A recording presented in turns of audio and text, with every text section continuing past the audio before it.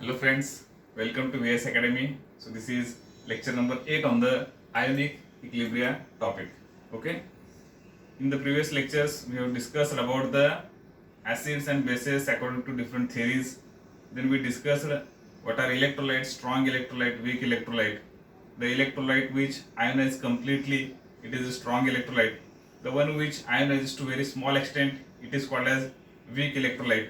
मग इलेक्ट्रोलाइट्स काय आहेत, then what are the factors affecting we discuss the degree of dissociation, then factors affecting degree of dissociation. असे बरेच सगळे points आपण लास्ट काही व्हिडिओजमध्ये बघितलेले आहेत. लास्ट व्हिडिओमध्ये आपण इक्विलिब्रियम कॉन्स्टंट आणि डिसोसिएशन कॉन्स्टंट बद्दल डिस्कस केलेला आहे. So dissociation constant of weak electrolyte और dissociation constant of weak acid, dissociation constant of weak base represented by K. K ने आपण डिनोट केलं होतं बघा. तर मग dissociation constant of weak acid K A ने रिप्रेझेंट केलं होतं. Dissociation constant of weak base represented by K B. मग असे आपण त्याचं इक्वेशन त्या ठिकाणी डिराईव्ह केलं होतं. डिसोसिएशन कॉन्स्टंट म्हणजेच इक्विलिब्रियम कॉन्स्टंट आहे. ते लास्ट व्हिडिओ मधले ते पॉइंट परफेक्ट लक्षात ठेवा. इक्वेशन आपण कसं लिहिलेलं आहे ते लक्षात ठेवा. If you understand this equation you can easily understand today's law. एक लॉ आपल्याला आज डिस्कस करायचा आहे, ओसवाल्ड्स dilution law. Okay, so today we are going to discuss about the Oswald's dilution law. To understand this law you must be able to write the equation for dissociation constant of weak acid or dissociation constant of a weak base or weak electrolyte. ठीक आहे, last lecture मध्ये equation कसं आहे ते लिहिलेलं आहे. Practice करा, सोपं आहे, काही विशेष अवघड नाही. तर आज आपल्याला ओसवाल्ड्स डायल्युशन लॉ बद्दल डिस्कशन करायचं आहे. काय ते लॉ आहे एक्झॅक्टली आपण डिटेल डिस्कशन करू. ओके, डेरिवेशन एक आहे ते डिराईव्ह करू आपण. मग ऍट द एंड ते लॉ काय सांगते आपल्याला ते लक्षात येईल. Okay, so now consider one of the weak electrolyte. एक वीक इलेक्ट्रोलाइट आपण घेतलंय, Va is one of the weak electrolyte. Weak electrolyte मग ते सॉल्ट असू शकतं किंवा ऍसिड असू शकते किंवा बेस असू शकते. आपण इन जनरल एखादं वीक ऍसिडला किंवा ऍसिड जे आहे ते Ha ने रिप्रेझेंट करतो. For example we can take CH3COOH. Okay, weak acid आहे CH3COOH. H ने रिप्रेझेंट करू शकतो. NH4OH is a base, you can represent it by BOH. Base आपण BOH ने रिप्रेझेंट केलेला आहे. मग एखादं सॉल्ट आपल्याला सांगायचं असेल, ऍसिड आणि बेस रिएक्शन झाले की सॉल्ट तयार होतो. So CH3COONH4 ammonium acetate. So this is one of the salt. You can represent it by Ba. So Ba is one of the weak electrolyte. हे जे आहे ते weak electrolyte आहे, तिथं आपण एक्झाम्पल घेतलेला आहे. Ba in general any weak electrolyte. Okay, Ha acid घेऊ शकतो, BOH म्हणजे बेस घेऊ शकतो. Ba जे आहे ते सॉल्ट साठी आहे, तर आपण वीक सॉल्ट त्या ठिकाणी घेतलेला आहे, वीक इलेक्ट्रोलाइट घेतलेला आहे Ba. ओके, तर मग हे जे वीक इलेक्ट्रोलाइट्स आहेत सगळे, प्रत्येकाचं कोणी असू दे, त्यांचं मोलार मास आपल्याला कॅल्क्युलेट करता येतो. ओके, मोलार मास म्हणजे मॉलिक्युलर वेट. थोडेसे बेसिक गोष्टी पुन्हा आपल्याला लागतील ते लक्षात घ्या. Molar mass that means molecular weight. For example हे जे ऍसिटिक ऍसिड आहे, एकाचं आपण कॅल्क्युलेट करू, बाकीच्यांचं तुम्ही मोलार मास कसं फाइंड करायचं माहिती आहे तुम्हाला, कॅल्क्युलेट करू शकता. Acetic acid its molar mass will be equal to 60. कसं आलं, एका कार्बनचं 12 आहे ऍटॉमिक मास. सो 12 + 12 24. ठीक आहे, मग एका ऑक्सिजनचं 16, तर 16 + 16 32. मग 32 + 24 आणि मग हे जे 4 हायड्रोजन आहेत, एका हायड्रोजनचं एक, असं आपण कॅल्क्युलेट केलं तर we get the molar mass of acetic acid is equal to 60. मग मोलार मास कॅल्क्युलेट करून काय करायचं आपल्याला, whenever we say 1 mole of a substance, कधी पण लक्षात घ्या 1 मोल ऑफ ए सबस्टन्स म्हणजे किती ग्रॅम, असं जर कोण विचारले तुम्हाला, जर सपोज मी म्हटलं 1 मोल ऍसिटिक ऍसिड मी तुम्हाला दिलं, 1 mole acetic acid is given to you, that means how many grams of that acetic acid are provided to you. मग तुम्हाला देताना मी 1 मोल म्हणून सांगितलंय, पण तुम्हाला ग्रॅम मध्ये विचारलं, मग किती ग्रॅम दिलं असं विचारलं तर सांगता येईल पण तुम्हाला 1 mole of acetic acid that means 60 gram of acetic acid. ठीक आहे, मग कसं काढलं आपण 1 मोल, नंबर ऑफ मोलचं फॉर्म्युला आपल्याकडे माहित आहे. Number of mole is equal to gram weight of that substance, okay, divided by its molar mass. Gram वेटला आपण मोलार मासने डिवाइड केलं की आपल्याला जे आन्सर मिळतो नंबर ऑफ मोल्स मिळतात. तर 1 मोल तुम्हाला प्रोव्हाइड केलेला आहे म्हणजे नंबर ऑफ मोल 1 आहे. So n is equal to 1. मग आपल्याला किती ग्रॅम आहे ते काढायचं आहे. ग्रॅम वेट आपल्याला कॅल्क्युलेट करायचं आहे. मोलार मास आपण जर ऍसिटिक ऍसिडचं घेतलं तर 60 आहे. ओके, तर 60 ग्रॅम तर 1 × 60 होणार आहे. So gram weight will be 60. म्हणजे 1 mole acetic acid means 60 gram of acetic acid हे आपल्याला माहिती आहे. असं आपण कोणाचंही कॅल्क्युलेट करू शकतो. 1 मोल ज्यावेळेस म्हणतो त्यावेळेस त्याचं मास किती असणार आहे, त्याचं वेट किती असणार आहे, त्याच्या मोलार मास एवढं त्याचं ग्रॅम मध्ये वेट असणार आहे. Okay, 1 mole of acetic acid means 60 gram of acetic acid. तर असं इन जनरल लक्षात ठेवा मोल मध्ये. So 1 mole of any substance is equal to its gram weight. Okay, त्याचं ग्रॅम वेट म्हणजे त्याचं ग्रॅम वेट जेवढं असतंय, त्याचं मोलार मास जेवढं असतं तेवढं ग्रॅम मध्ये आपण घेतलो की ते 1 मोल होणार आहे. लक्षात काय ठेवायचं आपल्याला, 1 mole of a substance is nothing but its weight equal to molar mass. Gram weight equal to molar mass. ठीक आहे, जसं की ऍसिटिक ऍसिडचं आपण बघितलं. ओके, कन्फ्यूज होण्याचं कारण नाही. ज्यावेळेस एखाद्या सबस्टन्सचं मॉलिक्युलर वेट एवढं आपण ग्रॅम घेतो, ओके, मॉलिक्युलर वेट एवढं ग्रॅम मध्ये वेट घेतो, ते म्हणजे 1 मोल असतं. कसंही फिरून फिरून ते कन्फ्यूज होत असते, त्याच्यावरती फोकस करा, व्यवस्थित लक्षात ठेवा.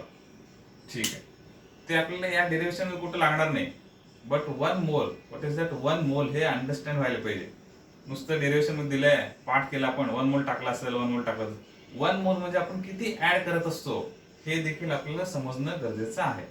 ओके, ठीक आहे. तर मग नाव consider BA is one of the weak electrolyte.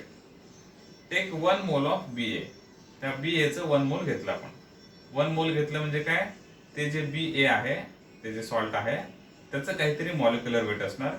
त्याच्या मॉलिक्युलर वेट एवढं ग्रॅम वेट घ्यायचं आपल्याला. ओके, पावडर असेल तर त्याचं वेट करून ग्रॅम घ्यायचं. ओके, त्याचं मॉलिक्युलर वेट जेवढं असतं तेवढं ग्रॅम वेट वजन करून घ्यायचं. And that gram weight, that 1 mole is now dissolved in VDM³ of the solvent. ठीक आहे, आपण मग आता VDM³ काय केलंय, BA चं 1 मोल घेतलेलं आहे.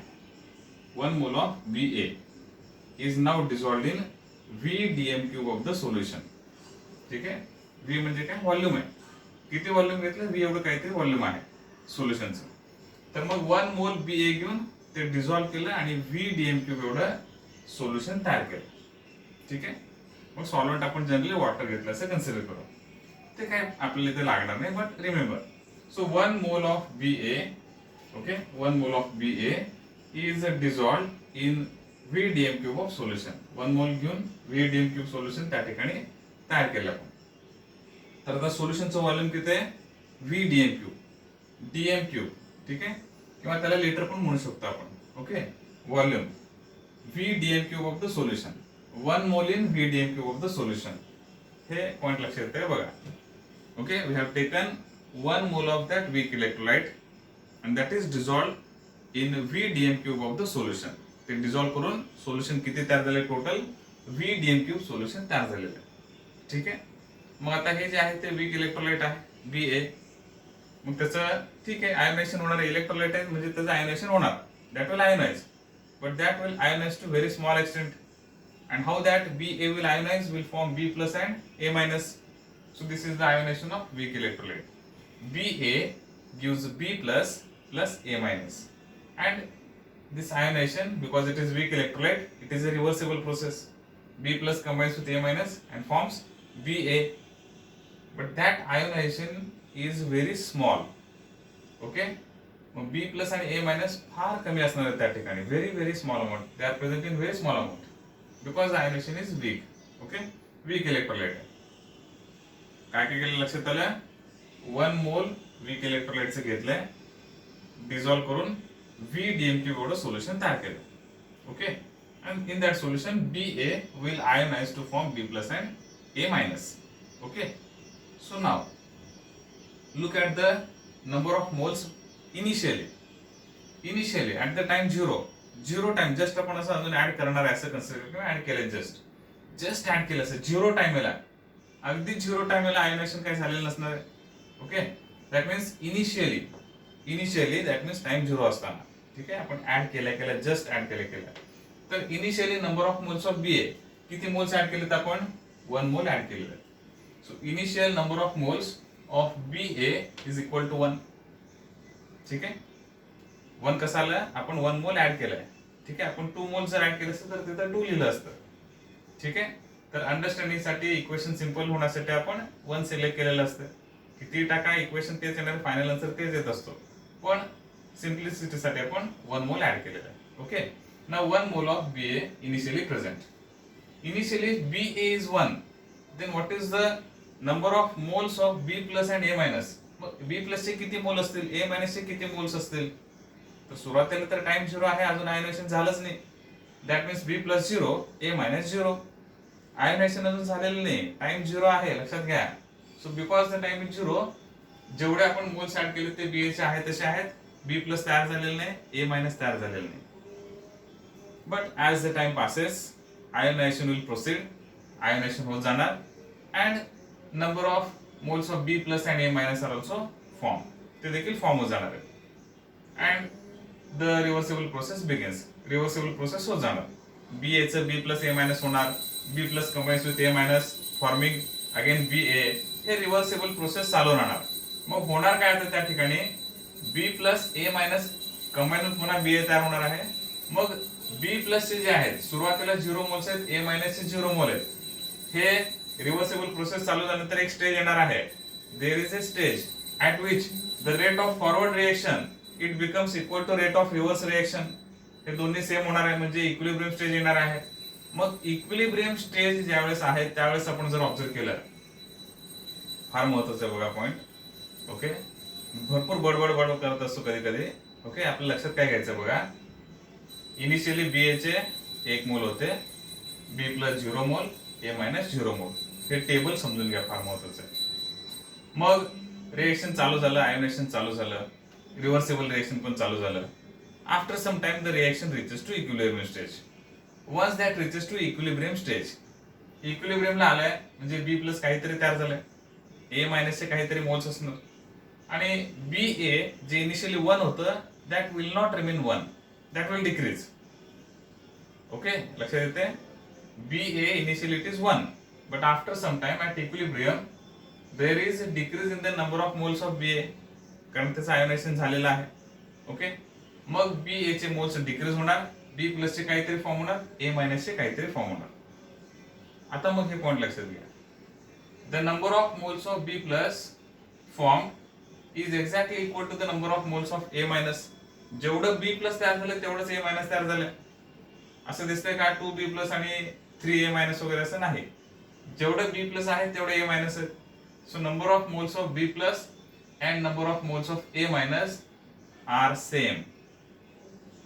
मग आता काय कन्सिडर करायचं आपल्याला, initially 1 mole 0 0 at equilibrium. Suppose alpha moles of B plus are form. B plus चे किती मोल्स फॉर्म झालेत, अल्फा. मग जेवढे बी प्लस फॉर्म झालेले आहेत तेवढेच ए मायनस देखील फॉर्म झालेले असणार आहेत. बी प्लस अल्फा जर असेल तर ए मायनस देखील अल्फा येणार आहे. ठीक आहे, म्हणजे बी ए मधून अल्फा एवढे बी प्लस तयार झाले आणि अल्फा एवढेच ए मायनस देखील तयार झाले. ठीक आहे, so at equilibrium number of moles of B plus form is alpha, A minus is also alpha. मग आता बी ए राहिले किती, बी ए मधून किती गेले, अल्फा गेले. बी ए मधून अल्फा मोल्स गेलेत म्हणजे काय, आयोनाइज झाले. Alpha moles of B A ionizes to form alpha moles of B plus, alpha moles of A minus. लक्षात येते, बी ए त्याच्यामधून अल्फा मोल्स आयोनाइज झाले. मग अल्फा एवढे बी प्लस तयार झाले असणार, अल्फा एवढे ए मायनस तयार झालेले असणार. मग बी ए राहिले किती गेले, बी ए मधून अल्फा गेले, मग राहिले किती, 1 minus alpha. Very simple. So number of moles of B A at equilibrium is 1 minus alpha. होते 1, त्यातून अल्फा गेले, मग 1 मायनस अल्फा आला. मग बी प्लस चे अल्फा तयार झाले, ए मायनस चे अल्फा तयार झाले. ठीक आहे, ओके. तर मग काही लोकांना कन्फ्युजन कसं होतंय, बी प्लस अल्फा तयार झाले, ए प्लस ए मायनस अल्फा तयार झालाय, 2 अल्फा गेले, मग 1 मायनस 2 अल्फा यायला पाहिजे असं उगाच वाटायला चालू होतं. तसं काही नाही बघा. एक बी ए पासून एक बी आणि एक ए मायनस तयार होतो. 1 B A produces 1 B plus 1 A minus. Okay, such that means 1 alpha. Okay, ह्याच्यातून अल्फा जर गेले, अल्फा बी प्लस तयार होणार, अल्फा ए मायनस तयार होणार. तर ते 2 येणार नाही, लक्षात घ्या. ओके, कन्फ्युज होत असेल तर, झालं नाही तर फारच छान आहे, झालं तरी काय प्रॉब्लेम नाही, लक्षात ठेवायचं. तर मग इनिशियल नंबर ऑफ मोल्स काय आहेत, number of moles at equilibrium काय आले ते लक्षात आले. मग अल्फाच का घेतलंय हे देखील एक मोठा क्वेश्चन आहे. विचार करा त्याच्यावर, ते जर वाटलं तर तुम्हाला. ओके, पाहिजे असेल तर सांगा, तुम्हाला डिटेलमध्ये नंतर सांगतो. आपल्याला त्याचं गरज नाही तसं. ओके, तुम्हाला जरी पाहिजे असेल तर कमेंट बॉक्समध्ये लिहा किंवा आपल्याला विचारा, त्याचं एक्सप्लेनेशन मी तुम्हाला देतो, लक्षात ठेवा. तर आता मग बी प्लसचे अल्फा मोल्स तयार झाले, ए मायनसचे देखील अल्फा मोल्स तयार झाले, बी ए ची राहिली किती, 1 minus alpha. So this is the number of moles at equilibrium. How many moles of B A, 1 minus alpha. How many moles of B plus alpha, and how many moles of A minus alpha. So this table indicates number of moles of given species at equilibrium. Equilibrium ला त्याचे किती moles आहेत ते सांगते. Okay, आता मग त्याचं concentration ज्यावेळेस आपण एखादं सोल्युशन तयार करतो, whenever you form a solution, we can explain the concentration of that solution. There are different ways to express the concentration of solution, like percentage of mass असतो. ओके, मोल फ्रॅक्शन असते, molarity, molality, normality. So many different ways are there to express the concentration of a solution. So in general commonly आपण जे use करतो, concentration is equal to, how to find the concentration of a solution. Remember, concentration of a solution is equal to number of moles upon volume of the solution. ठीक आहे, concentration आपण number of moles upon व्हॉल्यूमने या simple फॉर्म्युलाने calculate करू शकतो. तर मग equilibrium स्टेजला बी ए चं कॉन्सन्ट्रेशन काय आहे, बी प्लस चं कॉन्सन्ट्रेशन किती आहे, ए मायनस चं कॉन्सन्ट्रेशन किती आहे, आपण फाइंड करू शकतो by using this simple formula. Concentration is equal to number of moles upon volume. आता मग सोल्युशनचं व्हॉल्यूम तर बीच आहे, टोटल सोल्युशन मध्ये चाललेलं आहे सगळं. ठीक आहे, B is also present in the solution, B plus is also present in the same solution, A minus is also present in the same solution. So volume of the solution will remain same, V. But number of moles of BA is different, number of moles of B plus is different, and number of moles of A minus is also different. Okay, B plus and A minus they are same, but BA is different. मग आता BA चं concentration काय आहे? How to find concentration of BA at equilibrium? Equilibrium ला BA चं concentration काय येणार आहे? At equilibrium concentration of BA, number of moles of BA divided by volume. Okay, so concentration of BA at equilibrium 1 minus alpha upon V, number of moles of BA, okay, upon volume. This is the concentration of BA at equilibrium. Similarly, we can find the concentration of B plus. Concentration of B plus at equilibrium, number of moles of B plus upon volume. Similarly, concentration of A minus is also number of moles of A minus upon volume. Okay. तर मग concentration बी ए चे किती आहे, बी plus आणि ए minus चे किती आहे ते आपण फाइंड करू शकतो. मग आता एकदा का ते कॉन्सन्ट्रेशन आपल्या लक्षात आलं, तर आता ऍक्च्युअली डेरिव्हेशन चालू होतं आपलं. ठीक आहे, हे टेबल समजून घेणं महत्वाचं आहे. एकदा डेरिव्हेशन डिराईव्ह करू, पुन्हा एकदा पाहिजे तर मी तुम्हाला 2 मिनिटात हे टेबल सांगतो, महत्वाचं आहे. ठीक आहे, तर आता इक्वेशन काय आपल्याकडे, B A gives B plus plus A minus, then that is weak electrolyte, and we can write the equation for dissociation constant of weak electrolyte. How to write?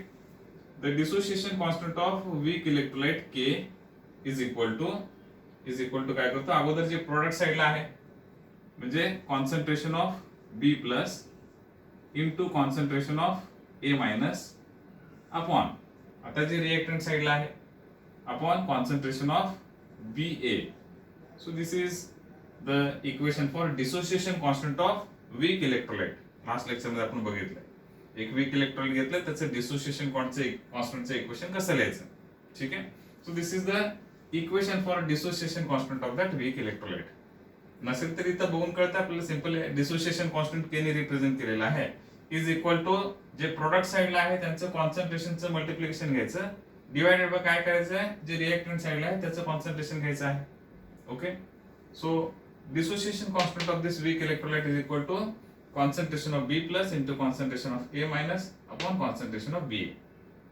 ठीक आहे, मग झालं काय झालं, इक्वेशन बघा आता. This is equal to concentration of B plus किती येणार आहे खाली लिहू आपण. Okay, so what is the concentration of B plus, we know alpha upon V, into what is the concentration of A minus, हे इक्विलिब्रियमला हे जे कॉन्स्टंट मिळालेलं ते इक्विलिब्रियमलाच मिळालेलं आहे, त्याला आपण इक्विलिब्रियम कॉन्स्टंट असं देखील म्हणतो. त्यामुळे आपण जे कॉन्सन्ट्रेशन घेणार आहे ते इक्विलिब्रियमचं घ्यायचं आहे. ठीक आहे, so concentration of B plus is alpha upon V, concentration of A minus that is also alpha upon V upon concentration of BA it is equal to 1 minus alpha upon V. Okay, ते value आपण ठेवलं. Now just rearrange the equation. Okay, मग होणार काय बघा, this is equal to alpha into alpha, alpha square होणार आहे. ठीक आहे, V इंटू व्ही स्क्वेअर होणार आहे, खाली एक V आहे, ह्याला व्यवस्थित लिहून घेऊ आपण. अगोदर या दोघांचं मल्टिप्लिकेशन केलं तर we get alpha square upon V square. ठीक आहे, डिवायडेड बाय हे टर्म आहे, तर हे व्ही वर जाणार आहे, we can write it as like this, V upon 1 minus alpha. हे इक्वेशन रिअरेंज केलं. रिअरेंजमेंट तुम्ही तुमच्या पद्धतीने मेथडने करू शकता. मी असंच केलो तसंच करायला पाहिजे काही कंपल्सरी नाही. You can just rearrange this equation. जे कॅन्सल होणार आहे त्याला कॅन्सल करा, जे मल्टिप्लाय होणार आहे ते मल्टिप्लाय करा. Okay, so v get cancelled. Okay, so what we can write here, this is equal to alpha square upon v into bracket 1 minus alpha, k equal to हे इक्वेशन आपल्याला मिळालं. अजून संपलेलं नाही. ओके, बॉक्स केला म्हणजे संपल्याचं नाही, अजून पुढे आहे आपल्याला. तर हे इक्वेशन मिळालं. ठीक आहे, k is the dissociation constant of weak electrolyte. Alpha काय आहे, डिग्री ऑफ डिसोसिएशन आहे. आपण डिग्री ऑफ डिसोसिएशन बघितलेलं आहे, मग तिथं अल्फा म्हणजे नंबर ऑफ मोल्स घेतलेत आपण. ओके, हा, मग ते व्यवस्थित विचार करा, त्याच्यामध्ये अगदी महत्त्वाचा पॉइंट आहे. ओके, जर तुम्हाला इंटरेस्ट असेल तर मी नंतर कधी सांगतो.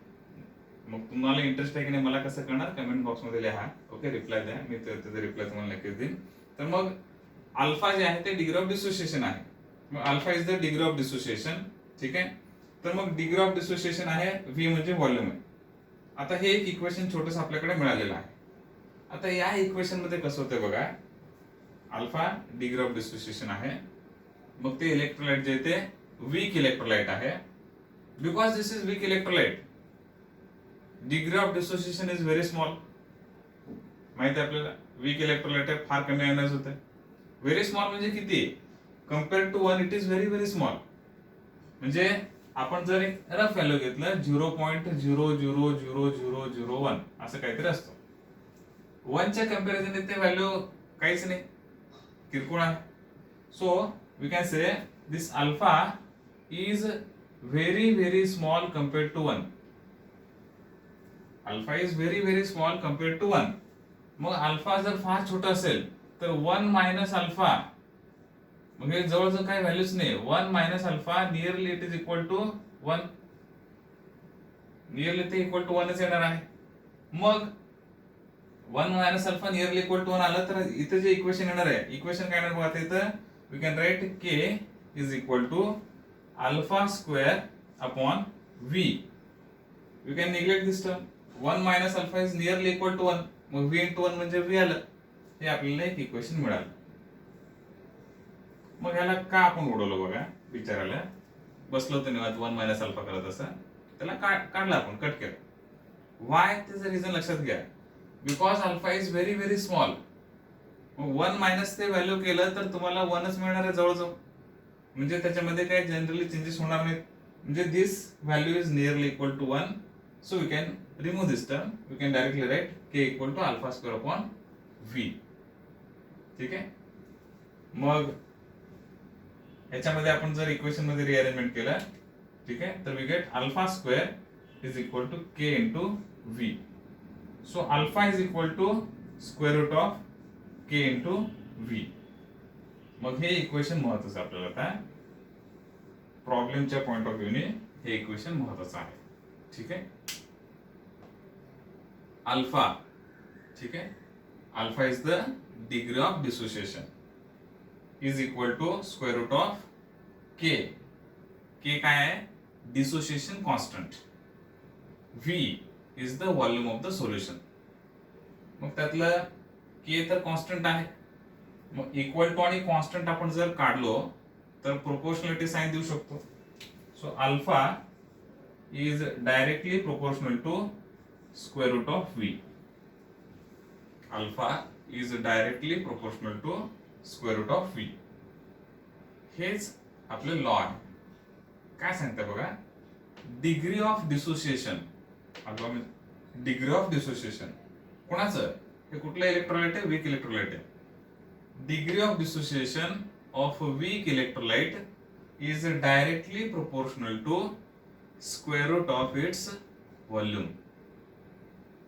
Okay, degree of dissociation of weak electrolyte is directly proportional to square root of its volume or dilution.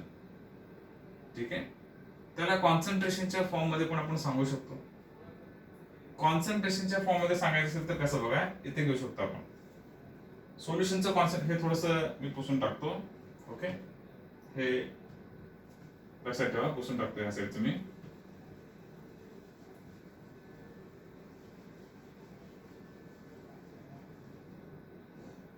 आता इथे जे इक्वेशन आहे K equal to alpha square upon V. What is the concentration of solution? How to find? Concentration is equal to number of moles upon volume. मग इथे in general आपण घेतलं तर number of moles किती घेतलेत आपण? 1 मोल घेतलेला आहे. नंबर ऑफ मोल्स आपण किती घेतले सुरुवातीला? 1 mole. So concentration is equal to 1 upon V असं इन जनरल घेऊ शकतो. पूर्ण सोल्युशनचं आता फायनल इक्वेशन आले पूर्ण सोल्युशनचं. Concentration is equal to 1 upon V आलं. ओके, मग इथे जे आहे 1 upon V. So 1 upon V is nothing but concentration. So what we can write? K is equal to, हे जे इक्वेशन आहे त्याला असं लिहू शकतो बघा आपण 1 upon V into alpha square. Okay, मग K is equal to 1 upon V alpha square आहे. 1 अपॉन व्ही म्हणजे काय आहे? C. So K equal to C into alpha square. Okay, then we can write alpha square is equal to K upon C. Therefore alpha is equal to square root of K upon C. Okay, मग पुन्हा K constant आहे, equal to आहे, आपण remove करू शकतो. Then we can take alpha is directly proportional to 1 upon square root of C. Means degree of dissociation is inversely proportional to concentration of the solution. ठीक आहे. Equation लक्षात येते आपल्याला. Degree of dissociation is directly proportional to dilution. जेवढं आपण solvent add करत जातो dilution वाढत जाते. ओके, जेवढं कॉन्सन्ट्रेशन वाढत जाते म्हणजे डायल्युशन कमी झालं, सॉल्व्हंट कमी झालं असं आपण म्हणू शकतो, तर डिग्री ऑफ डिसोसिएशन कमी होत आहे. तर दोन्ही इक्वेशन लक्षात ठेवायचे. ठीक आहे. Degree of dissociation is directly proportional to square root of volume और dilution of the solution, or degree of dissociation is inversely proportional to square root of concentration of the solution. Dilution वाढत गेलं तर degree of dissociation वाढते. Concentration वाढलं म्हणजे dilution कमी झालं तर डिग्री ऑफ डिसोसिएशन कमी झालं तर वाढते. हे इनव्हर्स रिलेशन आहे. ओके, इनव्हर्स रिलेशन आहे, हे डायरेक्ट रिलेशन आहे. मग व्हॉल्यूम वाढवलं तर डिग्री ऑफ डिसोसिएशन वाढते. इथं कॉन्सन्ट्रेशन वाढवलं तर अल्फा कमी होतो. इनव्हर्स रिलेशन आहे, लक्षात ठेवायचं. ठीक आहे. मग हे ओव्हरऑल एंडला आपल्याला 2 फॉर्म्युले जे लक्षात ठेवायचे सगळे मी पुसून टाकतो आणि एक छोटेसे लागणारे 2 फॉर्म्युले लिहितो फक्त. Okay,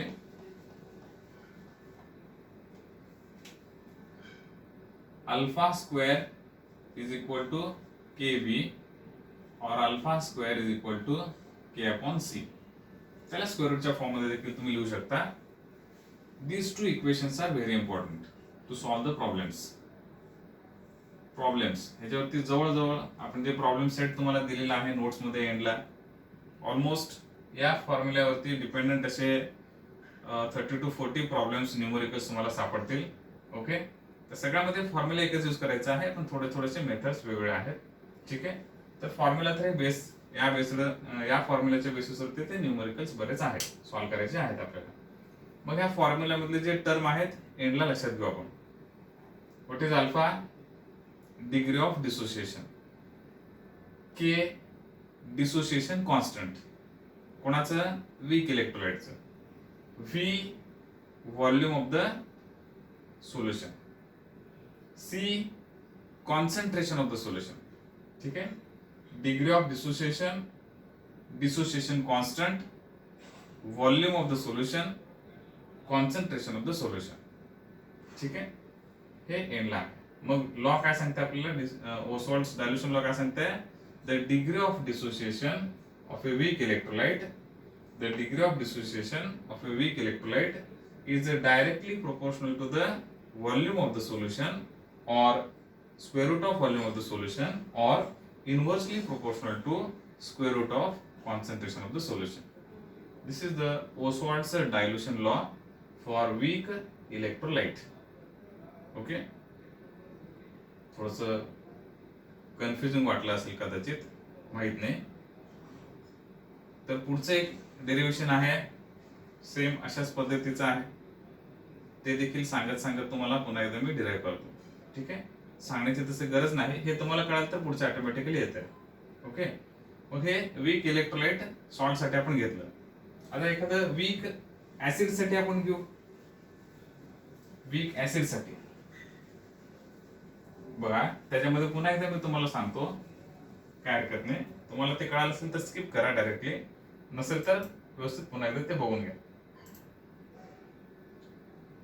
weak acid, Ha is any weak acid that will ionize to form H plus and A minus. Now consider we take 1 mole of weak acid. तर Ha चं 1 मोल आपण घेतलं आणि मग V DM क्यूब सोल्युशन तयार केलं. 1 मोल घेऊन सॉल्व्हंट मध्ये ऍड केलं आणि V DM क्यूब सोल्युशन तयार केलं. मग इनिशियली पुन्हा काय होणार आहे? At time 0 initially number of moles of Ha 1, H plus 0 असणार, A मायनस 0 असणार. टाइम पुढे जाणार, इक्विलिब्रियम स्टेज येणार, H प्लस चे काहीतरी मोल्स तयार होणार, A मायनस चे काहीतरी मोल्स तयार होणार, Ha मधून काही मोल गेलेले असणार. So suppose alpha moles of H plus are form, alpha moles of A minus are form. मग जेवढे H प्लस तयार झालेले असतील तेवढेच A मायनस तयार होणार आहेत. ठीक आहे, मग दोन्ही एकापासूनच आलेत, Ha पासून, त्यामुळं Ha चे फक्त अल्फा गेले. H प्लस पण अल्फा तयार झाले, A मायनस पण अल्फा तयार झाला, Ha चे अल्फा गेले. So how many moles of Ha remains at equilibrium? 1 minus alpha. 1 minus alpha. Number of moles of Ha remaining at equilibrium. Then concentration. How to find the concentration? Number of moles upon volume. इक्विलिब्रियमला हे जे concentration आहे ते आपण इक्विलिब्रियमचं सांगतोय. Overall सोल्युशनचं concentration वेगळं, आपण इक्विलिब्रियमला ह्याचं concentration किती, त्याचं किती इंडिपेंडेंटली सांगतोय. तर concentration of Ha at equilibrium. इक्विलिब्रियमला Ha चं कॉन्सन्ट्रेशन काय आहे? Number of moles upon volume. इक्विलिब्रियमला Ha चे number of moles 1 minus alpha upon volume. H plus चे concentration number of moles upon volume. A minus चं concentration number of moles upon volume. Concentration तिघांचं इक्विलिब्रियमला किती आहे कळालं. Concentration of Ha equal to H plus equal to A minus equal to किती आहे ते लक्षात आलं. Then we know how to write the equation for dissociation constant of a weak acid. एखादं वीक ऍसिड असेल तर त्याचं डिसोसिएशन कॉन्स्टंट आपण कसं लिहितो? Ka, the dissociation constant of weak acid equal to product साइडचं कॉन्सन्ट्रेशन अगोदर लिहितो आपण, concentration of H plus into concentration of A minus upon जे रिएक्टंट साइडला आहे it's concentration which is equal to concentration of Ha. Okay, so this is the equation for dissociation constant of weak acid Ka ने represent केले weak acid. Now simply put the values of concentration terms in this equation. मगाशी पण तेच केलं आपण. हे derivation करताना एक केले की तिन्हीच्या तिन्ही होऊन जातात. थेरीसाठी महत्वाचं आहे. बोर्ड एक्झामला 3 मार्काला एक क्वेश्चन विचारू शकते. Okay, state and explain Ostwald's dilution law for weak electrolyte, Ostwald's dilution law for weak acid, Ostwald's dilution law for weak base. Heading change करते, आतमध्ये डेरिव्हेशन ऑलमोस्ट सगळं सेमच राहणार आहे. ओके, तर dissociation constant of weak acid can be written by using this equation. Now concentration of H plus, again it is alpha upon V into concentration of A minus alpha upon V divided by concentration of HA 1 minus alpha upon V, again by rearranging this equation. Okay, हे वरचे term multiply केला आपण alpha square upon V square आलं into हे V वर जाणार upon 1 minus alpha येणार. ठीक आहे, so directly we can write it is equal to alpha square upon V into bracket 1 minus alpha. Okay, hell, this is equation for Ka. Again we are discussing about the weak electrolyte, and for weak electrolyte alpha, that is degree of dissociation, is very small. weak electrolyte साठी degree of dissociation फार कमी असतो. मग alpha 1 पेक्षा फार कमी असणार आहे. मग डिफरन्स नियरली इक्वल टू 1 येणार आहे. त्यामुळे आपण ते टर्म काढून टाकू शकतो. So we can write Ka is equal to alpha square upon V. Okay, also we can write Ka is equal to C into alpha square. Okay, 1 upon V म्हणजे concentration आहे. ठीक आहे, कॉन्सन्ट्रेशन मगाशी सांगितलं सगळं. कॉन्सन्ट्रेशन काय असतो, number of moles upon volume असते. इथं ओव्हरऑल किती मोल्स आपण टाकलेत, 1 mole. So concentration is equal to 1 upon V येणार. जे 1 अपॉन व्ही च्या ठिकाणी आपण सी लिहू शकतो कॉन्सन्ट्रेशन. तर इक्वेशन असे किंवा असं लिहू शकतो. मग या इक्वेशन नुसार जर बघितलं, याला रिअरेंज केलं तर we get alpha is equal to square root of Ka into V. याला तसं रिअरेंज केलं तर alpha is equal to square root of Ka upon C. तर त्यानुसार आपण सांगू शकतो इक्वल टू आणि कॉन्स्टंट काढलं तर प्रोपोर्शनल येणार आहे. So degree of dissociation of weak acid is directly proportional to square root of volume or dilution, and degree of dissociation is inversely proportional to square root of concentration of the solution containing 1 mole. तर inversely proportional to concentration of the solution आहे. ठीक आहे, याच्यामध्ये देखील terms तेच आहेत. Alpha म्हणजे degree of dissociation आहे, Ka dissociation constant of weak acid आहे, V volume of the solution आहे, and C is the concentration of the solution. तेच इक्वेशन आहे, काही चेंजेस केले नाहीत आपण. नोट्स मध्ये देखील डेरिव्हेशन तुम्हाला एकानंतर एक सेम तसेच दिसतील. ठीक आहे, फक्त K च्या ठिकाणी Ka म्हटलेलं आहे. मगाशी ते सॉल्ट आपण घेतलं होतं इन जनरल, आता हे ऍसिड आहे तर Ka ने रिप्रेझेंट केलेलं आहे.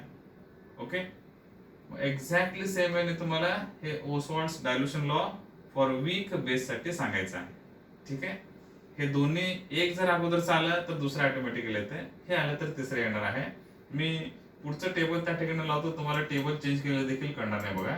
ओके, तर त्या ठिकाणी बाकी सगळं सेमच आहे. BOH फक्त बेस घेतलेला आहे, dissociate to form B plus and OH minus. मग असेच त्याचे देखील नंबर ऑफ मोल्स इनिशियली इक्विलिब्रियमला आणि कॉन्सन्ट्रेशन काढलं. पुन्हा त्याचं इक्वेशन मध्ये इथे चेंज होणार आहे. ओके, इथे इक्वेशन काय चेंज होणार आहे, Kb येणार. Kb इक्वेशन आपण लिहू पाहिजे तर. Okay, how to write the equation for dissociation constant. Kb is equal to concentration of product side कोण कोण आहेत, B plus into OH minus upon concentration of BOH. मग हे सगळे व्हॅल्यू तसंच येणार सेम, फक्त Ka च्या ठिकाणी आपण Kb करणार आहे. Okay, so this is the equation for weak base. This is the Oswald's dilution law for weak base. तर in general Oswald's dilution law weak electrolyte साठी आपण सांगतो. This law is not applicable to strong electrolyte. मग हे जे law आहे फक्त weak electrolyte साठीच आहे. काय लॉ काय सांगते आपल्याला? Degree of dissociation is directly proportional to square root of volume और inversely proportional to square root of concentration. Then why this is applicable to only weak electrolytes? Why not to the strong electrolytes? Strong electrolytes साठी law applicable का नाही? Simple गोष्ट आहे. Okay, इथे जर आपण observe केलं, ह्या इक्वेशन मध्ये आपण काय केलं? वीक इलेक्ट्रोलाइट आहे, तर वीक इलेक्ट्रोलाइट साठी काय केलंय? हे जे टर्म आहे 1 मायनस अल्फा, आपण त्याला नियरली इक्वल टू 1 घेतलेलं, म्हणून हे इक्वेशन आलं पुढचं. सपोज इमॅजिन करा, if it is a strong electrolyte, concept at strong electrolytes, that will ionize completely, and for strong electrolytes the value of alpha is equal to 1. For strong electrolytes alpha is equal to 1. If alpha is equal to 1, then this term 1 minus 1 is equal to 0. Alpha जर 1 असेल, strong electrolyte असेल तर alpha 1 च असणार आहे, and if alpha is equal to 1, 1 minus 1 0, v into 0 0, something upon 0 काय येणार आहे? Okay, not define. कशाला पण आपण 0 ने डिवाइड केलं तर काय आन्सर येणार आहे? समथिंग अपॉन 0, 0 येत नसतो. Okay, so that will be infinity और नॉट डिफाईन. ठीक आहे, तर मग आपण ते डिवाइडच करू शकत नाही, मग इक्वेशन पुढे येणारच नाही आपल्याला. So that is why for strong electrolytes, because alpha is equal to 1, this term becomes 0 and we cannot divide that equation, so we cannot get the dissociation constant equation. ठीक आहे, तर स्ट्रॉंग इलेक्ट्रोलाइट साठी alpha 1 असल्यामुळे हे equation आपण use करू शकत नाही. It is applicable only for weak electrolytes. मग ते BA असेल, HA असेल किंवा BOH असेल, तिघांसाठीचं अल्फाचं इक्वेशन हेच येणार आहे. ओके, हे इक्वेशन परफेक्टली लक्षात ठेवा. ते स्क्वेअर रूटच्या फॉर्म मध्ये लक्षात ठेवा किंवा असं लक्षात ठेवा, कसंही लक्षात ठेवा, काही प्रॉब्लेम नाही. के च्या ठिकाणी KA असेल, KB असेल किंवा फक्त के असू शकते, कसंही टर्मिनॉलॉजी इक्वेशन कुठले आहे त्यानुसार. तर मग यातले टर्म सगळे लक्षात यायला पाहिजे तुम्हाला. हे जर एकदा इक्वेशन लक्षात आलं, काय आहे ते कळालं, तर ह्याचे प्रॉब्लेम्स आपल्याला फार इझी जातील. ठीक आहे, तर मग अल्फा काय आहे? Degree of dissociation. के किंवा KB डिसोसिएशन कॉन्स्टंट आहे. V volume of the solution. C concentration of the solution. ठीक आहे, तर मग इथपर्यंतचे पॉइंट्स आहेत. ओसॉल्ट्स डायल्युशन लॉ हे संपलेलं आहे, त्याचे 3 डेरिव्हेशन आपण डिराईव्ह केलेले आहेत. कुठलेही एक केलं तरी ऑटोमॅटिकली सगळे तुम्हाला लिहिता येतील. ठीक आहे, थेअरीसाठी फार सिंपल आहे. न्यूमरिकल्स त्याचे या बेसिसवरती आहेत, ते देखील फार सिंपल आहेत, सॉल्व्ह इझिली करता येतील आपल्याला. ओके, तर ते क्वेश्चन मी तुम्हाला सांगितलं, तुम्हाला पाहिजे असेल तर तिथे आपण अल्फा का घेतलेला आहे. Okay, why we take alpha moles of B plus, alpha moles of OH minus, त्याचे अल्फा मोल्स काय तयार केले. ओके, त्याच्यावरती जर वाटलं तर विचार करा. ओके, नेक्स्ट कुठल्या तरी कधीतरी व्हिडिओमध्ये तुम्हाला पाहिजे असेल तर मी सांगतो म्हणून सांगितलेलं आहे. ओके, तर मग आजच्या लेक्चरमध्ये आपण इथेच थांबू. ओके, थोडंसं हेवी झालं असेल कदाचित, माहीत नाही, तर प्रॅक्टिस करा, पुन्हा पुन्हा बघा थोडंसं, आणि हे डेरिव्हेशन्स लिहून काढा. ओके, ऐकत पुन्हा एकदा पाहिजे तर ऐका, आणि ऐकत बघत थोडंसं लिहून काढा. नोट्समध्ये एकदा जस्ट बघा, एकदा डोक्यात बसले की हे विसरतच नाही. आणि छोटंसं टेबल आहे, जरी थोडंसं कन्फ्युज होत असेल, लक्षात ठेवलं एक स्टेप, तर ऑटोमॅटिकली पुढचे सगळे स्टेप्स लिहिता येतात आणि इझिली थेअरीमध्ये स्कोर होतो. MCQ साठी, न्यूमरिकल साठी वगैरे फॉर्म्युला आपल्याला महत्वाचे. ओके, आणि बेसिक कन्सेप्ट तर ऑलरेडी झालेले असतील त्याबरोबर. ठीक आहे, so today will stop here. In the next lecture we are going to solve some numericals. त्यामुळे नेक्स्ट व्हिडिओ बघताना सोबत थोडंसं एक वही, एक रफ नोटबुक आणि एक पेन घेऊनच सोबत बसा. Okay, thank you.